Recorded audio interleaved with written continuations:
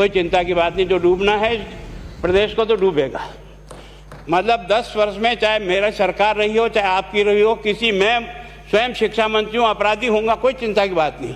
लेकिन आप कम से कम इन 10 सालों से इन जितनी कोचिंग संस्थाएं चल रही है, इनकी जितनी परीक्षाएं हुई है, उनके परीक्षा के रिजल्ट के साथ आप एक टीम लगा करके इनका पोस्टमार्टम करो, तब आपको समझ में आ जाएगा कि ये बीमारी कहाँ से चली है।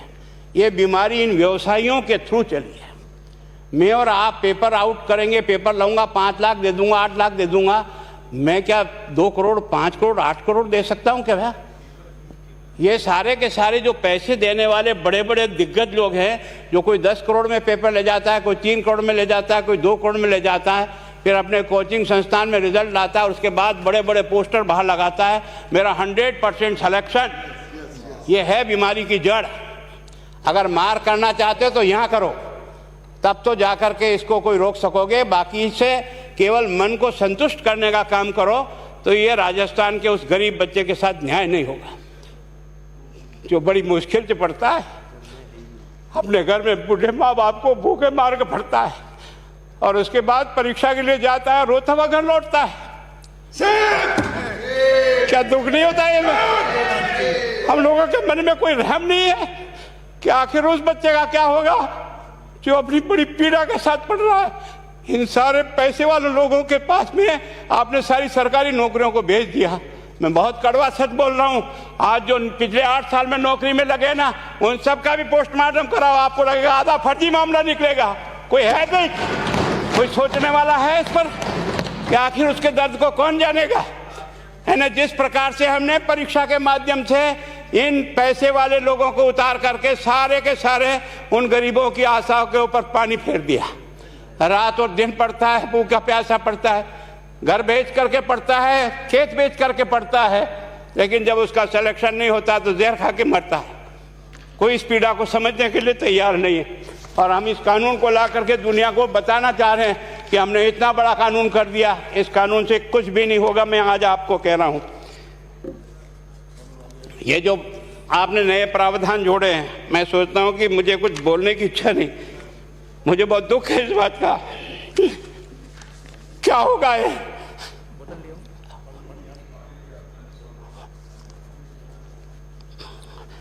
किस तरह की गैंग पालनी है उन्हें? पानी पिला दो है ना। मैं उस दिन भी पूछा था कि मैंने कहा ये शिक्षा संकुल पे है, जिन लोगों को ड्यूटी पे लगाया, इसको लगाने वाला दोषी कौन है, जिसके कारण से पेपर जो है ना काट करके निकाल दिया। ये तो ठीक है, भाग्य हमारा अच्छा था कि सवाई माधोपुर की घटना फूट गई और एसओजी को उसमें हाथ में लग करके कुछ केस लग गया। अगर वो केस नहीं लगता तो आज आपकी सारी नौकरी पर इन सब बड़े बड़े दलालों के स्कूल में पढ़ने वाले बच्चे होते और मेरा गरीब का बच्चा अपना घर लौट के जाता।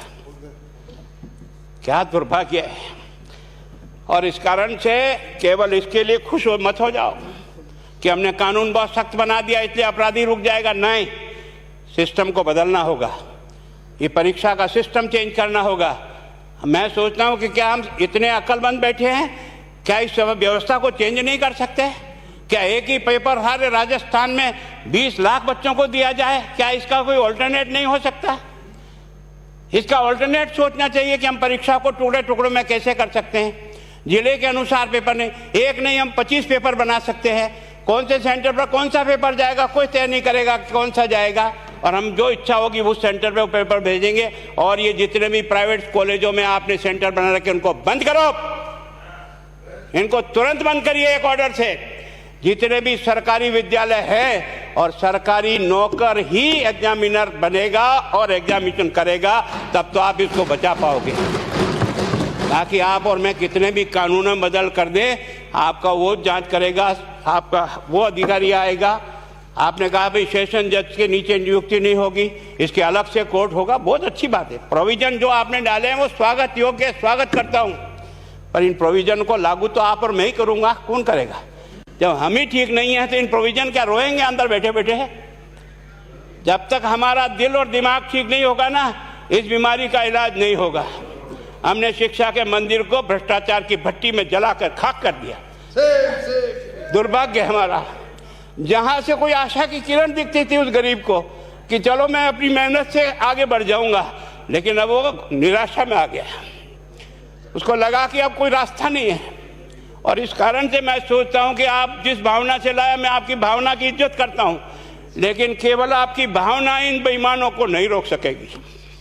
इसको रोकने के लिए हमको सिस्टम को बदल करके और तुरंत उस पर ध्यान करना चाहिए। कानून 302 का बना हुआ है, क्या मर्डर रुक गए? आप भी जान रहे हो, रोज के रोज पोक्सो कोर्ट में आजीवन कारावास हो रहा है, क्या व्यभिचार रुक गया है? अपराधी को दंड मिल सकता है, अपराध बंद नहीं हो सकता है। अपराध बंद करने के लिए जो सिस्टम होते हैं उस सिस्टम में चलो। एकमात्र इस देश में भ्रष्टाचार की भट्टी में देश जल रहा था, केवल और केवल एक तरह से प्रत्येक व्यक्ति का खाता खुलवाकर देश के प्रधानमंत्री में सारा का सारा बेनिफिट उसका सीधा खाते में डाला। बेईमानों को चोट लगी नहीं लगी। उस तरफ अपना दिमाग बचाओ, उस तरफ अपना दिमाग लगाओ कि इस बीमारी का इलाज कहाँ है और कैसे हो, इस बारे में चिंता करने की कोशिश करो।